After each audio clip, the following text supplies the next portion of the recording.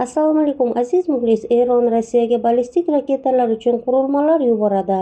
Eron yaqin kunlarda qisqa masofali ballistik raketalarni uchirish uchun mo'ljallangan Fath 360 qurilmalarini Rossiyaga topshiradi. Bu haqida G'arb maxfiy xizmatlaridagi manbalar ma'lum qildi. Suhbatdoshlarning ta'kidlashicha, ushbu yetkazib berish Rossiyaning urushdagi hujum salohiyatini kuchaytiradi va Moskva hamda Tehron o'rtasidagi tobora chuqurlashayotgan harbiy hamkorlikning navbatdagi isboti bo'ladi.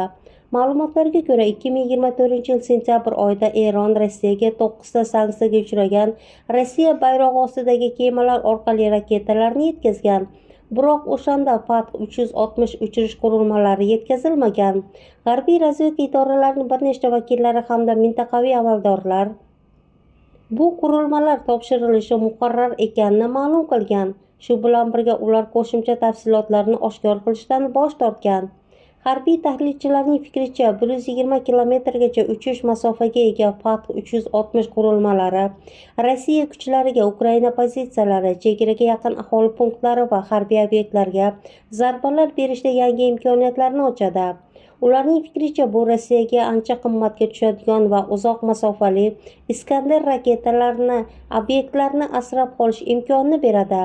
Qayd etish joizki, Rossiya ham Eron ham Ukrainaga qarshi tajovuzni qo'llab-quvvatlash uchun Eron qurollari yetkazilganini inkor qilib kelmoqda.